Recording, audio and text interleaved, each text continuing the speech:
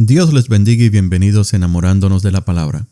Mi nombre es David Lebrón y soy su anfitrión y hermano en Cristo. Para gloria de Dios, estamos mirando la última semana de Jesús en la tierra.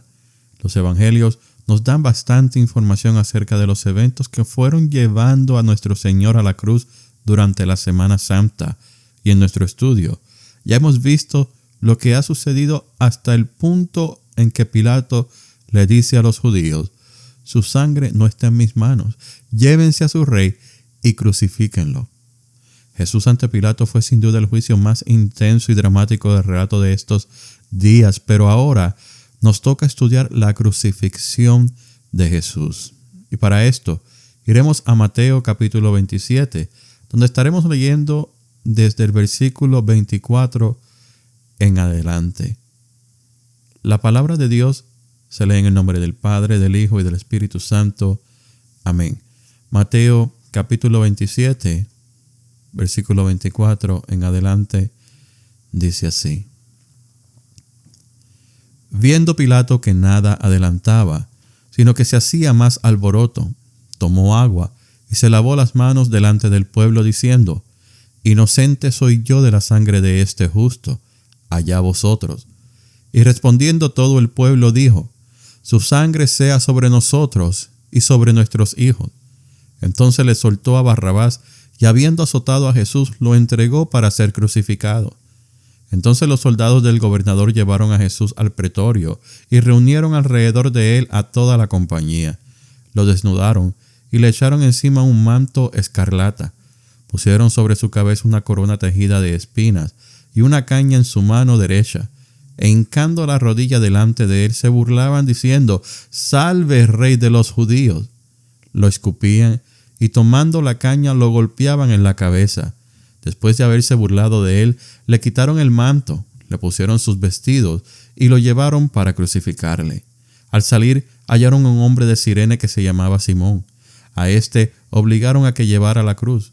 Cuando llegaron a un lugar llamado Gólgota, que significa lugar de la calavera, le dieron a beber vinagre mezclado con hiel, pero después de haberlo probado, no quiso beberlo. Cuando lo hubieron crucificado, repartieron entre sí sus vestidos, echando suertes para que se cumpliera lo dicho por el profeta: Repartieron entre sí mis vestidos, y sobre mi ropa echaron suertes. Y sentados lo custodiaban allí. Pusieron sobre su cabeza su causa escrita: Este es Jesús, el Rey de los judíos. Entonces crucificaron con él a 2 ladrones, uno a la derecha y otro a la izquierda. Los que pasaban lo insultaban meneando la cabeza y diciendo: Tú, el que derribas el templo y en 3 días lo reedificas, sálvate a ti mismo. Si eres hijo de Dios, desciende de la cruz. De esta manera también los principales sacerdotes, junto con los escribas, los fariseos y los ancianos, se burlaban de él y decían: A otros salvó, pero a sí mismo no se puede salvar. Si es el Rey de Israel, que descienda ahora de la cruz y creeremos en él. Confió en Dios, líbrelo ahora si le quiere, porque ha dicho: soy hijo de Dios. Del mismo modo lo insultaban los ladrones que habían sido crucificados con él. Desde la hora 6ª hubo tinieblas sobre toda la tierra hasta la hora 9. Cerca de la hora 9, Jesús clamó a gran voz diciendo: Elí, Elí, lama sabactani, que significa: Dios mío, ¿por qué me has desamparado? Algunos de los que estaban allí decían al oírlo: A Elías llama éste. Al instante, corriendo uno de ellos, tomó una esponja, la empapó de vinagre, la puso en una caña y le dio a beber. Pero los otros decían: Deja, veamos si viene Elías a librarlo. Pero Jesús, habiendo otra vez clamado a gran voz, entregó el espíritu. Entonces el velo del templo se rasgó en 2, de arriba a abajo. La tierra tembló, las rocas se partieron, los sepulcros se abrieron y muchos cuerpos de santos que habían dormido se levantaron. Y después que él resucitó, salieron de los sepulcros, entraron en la santa ciudad y aparecieron a muchos. El centurión y los que estaban con él custodiando a Jesús, al ver el terremoto y las cosas que habían sido hechas, llenos de miedo, dijeron: verdaderamente, este era hijo de Dios. Estaban allí muchas mujeres mirando de lejos, las cuales habían seguido a Jesús desde Galilea sirviéndolo. Entre ellas estaban María Magdalena, María la madre de Jacobo y de José, y la madre de los hijos de Zebedeo. Cuando cayó la noche, llegó un hombre rico de Arimatea, llamado José, que también había sido discípulo de Jesús. Este fue a Pilato y pidió el cuerpo de Jesús. Entonces Pilato mandó que se le diera el cuerpo, y tomando José el cuerpo, lo envolvió en una sábana limpia, y lo puso en su sepulcro nuevo, que había labrado en la peña, y después de hacer rodar una gran piedra a la entrada del sepulcro, se fue. Estaban allí María Magdalena y la otra María, sentadas delante del sepulcro. Al día siguiente, que es después de la preparación, se reunieron los principales sacerdotes y los fariseos ante Pilato y le dijeron: Señor, nos acordamos que aquel mentiroso, estando en vida, dijo: después de 3 días resucitaré. Manda pues que se asegure el sepulcro hasta el 3er día, no sea que vayan sus discípulos de noche, lo hurten y digan al pueblo: resucitó de entre los muertos. Y será el último engaño peor que el primero. Pilatos les dijo: ahí tenéis una guardia, id, aseguradlo como sabéis. Entonces ellos fueron y aseguraron el sepulcro, sellando la piedra y poniendo la guardia. Dios Todopoderoso, te agradecemos una vez más por tu palabra. Que sea tu Santo Espíritu guiándonos y enseñándonos más acerca de este día que para muchos fue de gozo, para otros fue de mucho dolor, y para nosotros hoy día que entendemos todo el panorama es de júbilo. Te lo pedimos, mi Señor, en el nombre de tu Hijo amado Jesús. Amén. El capítulo 27 de Mateo registra la ejecución de Jesús. Es la historia de la crucifixión y no necesita mucho comentario. Por tal razón, yo no voy a hablar mucho acerca de la crucifixión en este episodio, porque todo su poder está sencillamente en contar el relato de la resurrección.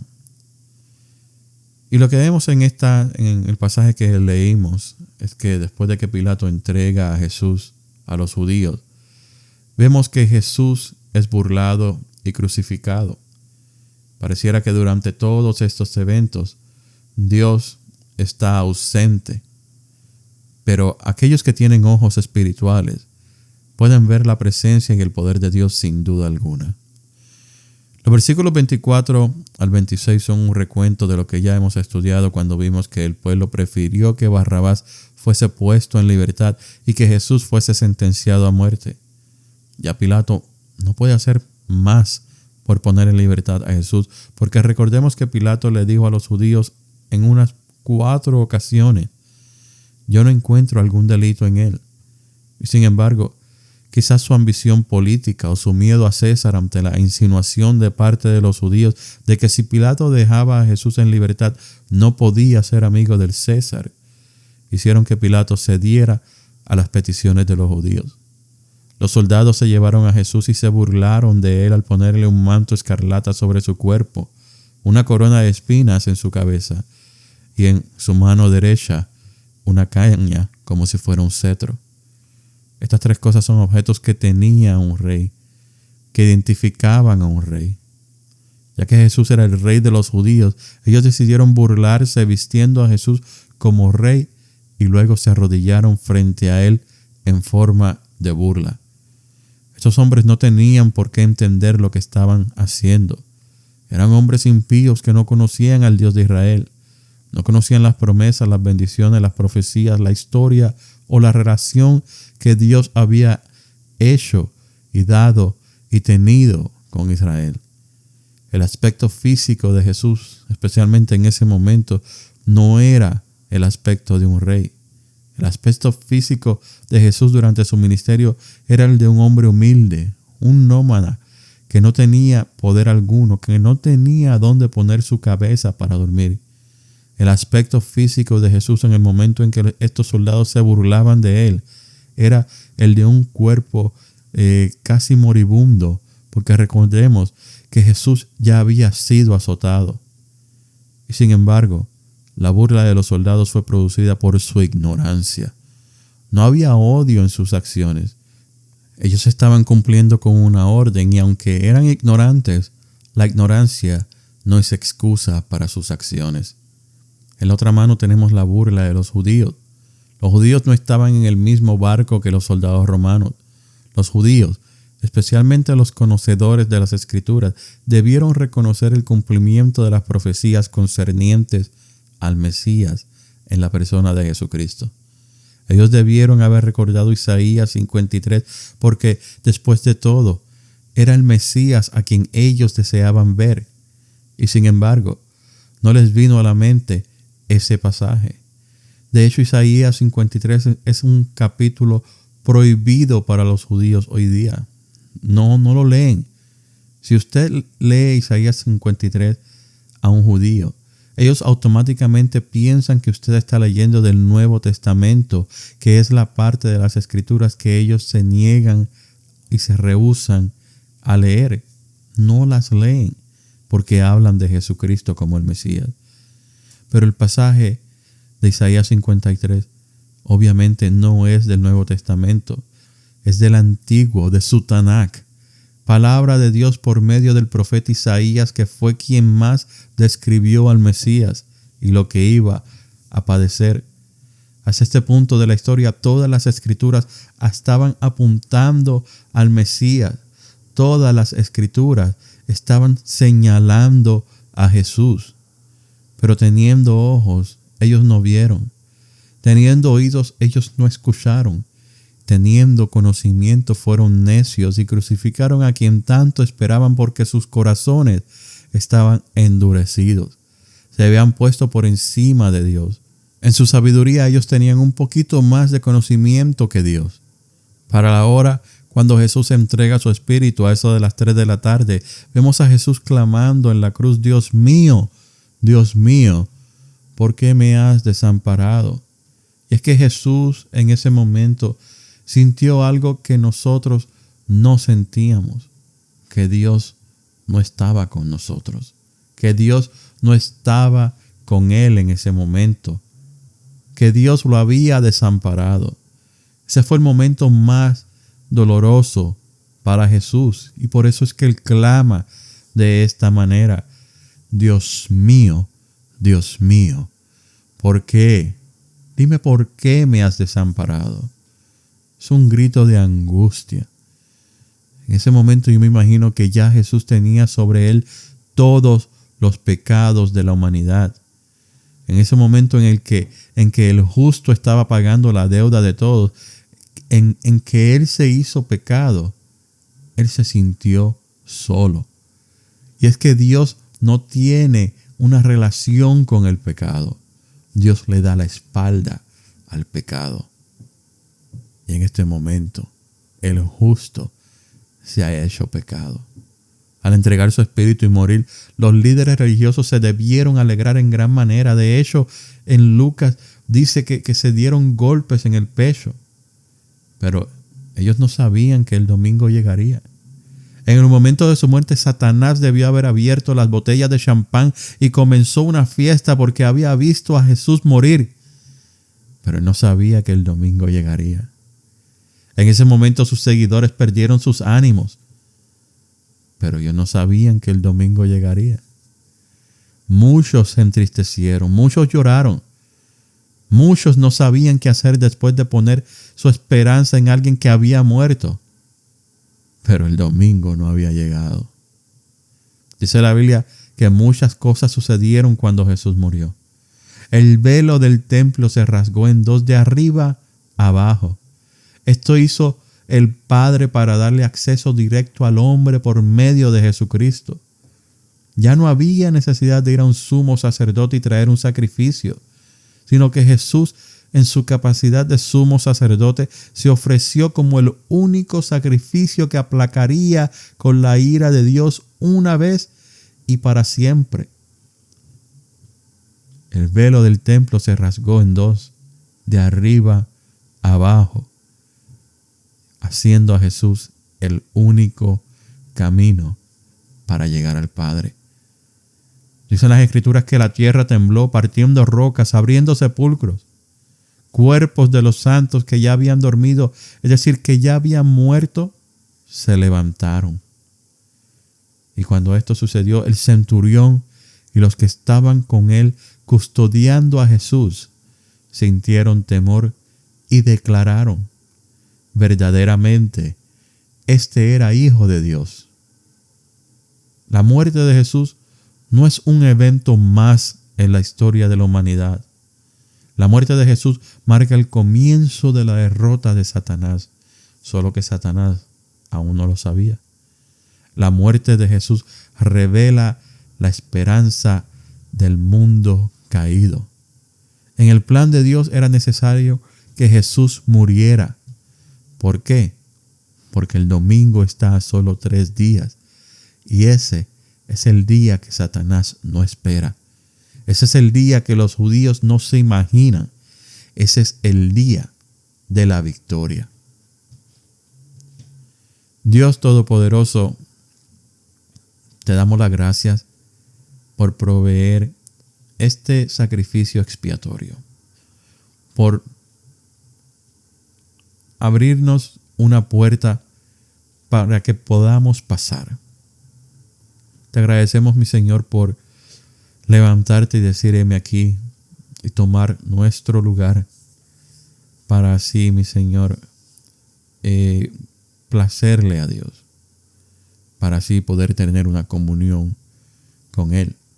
Cualquier cosa que nosotros hubiéramos hecho no hubiera sido suficiente para poder tener una relación con nuestro Señor Dios Padre.